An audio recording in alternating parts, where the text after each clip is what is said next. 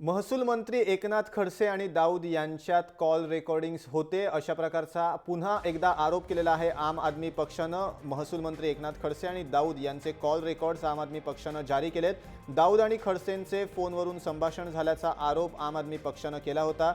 खडसेंनी हे आरोप फेटाळले होते आणि कोणत्याही संस्थेच्या चौकशीला सामोरं जाण्याची तयारी दर्शवली होती।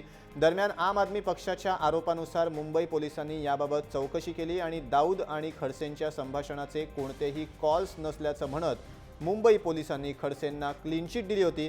त्यानंतर आम आदमी पक्षानं आता खडसे दाऊदच्या फोन संभाषणाचे रेकॉर्ड्स जारी केलेत आणि खडसेंची चौकशी करण्याची मागणी केली आहे। याबाबत आपच्या प्रीती मेनन यांच्याशी बातचीत केली आहे आमचे प्रतिनिधी विशाल सिंग यांनी।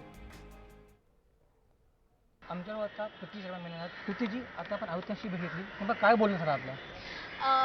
आम्हाला असं वाटलं की हे खूप मोठा आणि गंभीर इश्यू आहे आणि मुंबई पोलिसांनी त्याला सिरियसनेसमध्ये इन्क्वायरी केली नाही आहे। म्हणून आम्हाला असं वाटलं की जे काय आमच्याकडे पुरावे आहे जे हॅकर्सने दिले आहे ते आम्ही त्यांना देऊ आणि म्हणून आम्ही त्यांच्याशी भेट घातली। 7 कॉल्स केले गेले 2015 मध्ये, ते आम्ही शेअर केलं आहे।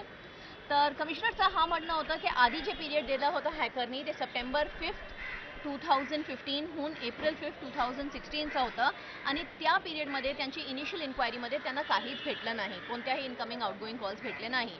आणि हा पिरियड दिला आहे ते दुसरं पिरियड आहे, वेगळं पिरियड आहे। तर ते मी मान्य करते की ते पिरियड्स वेगळे आहे, पण तरीसुद्धा मी त्यांना केलं आहे, हे रिक्वेस्ट केलं आहे की सगळ्या जे नावावर नाव आहे, 5 नाव आहे, त्यांचे सगळे कॉल डिटेल्स गेले 2, 3, 4, 5 वर्षात जितके त्यांना लागेल ते त्यांना डेफिनेटली एक्झामिन करावे।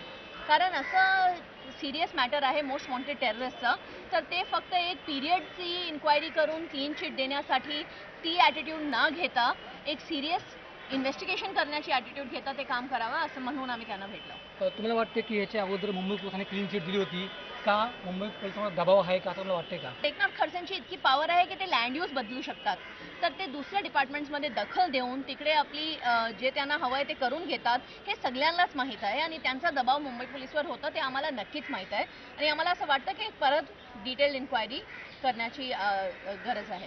तुम्ही तपासाची मागणी करतायत आणि हे पण बोलतायत दबाव आहे, अशामध्ये तपास योग्य होईल का?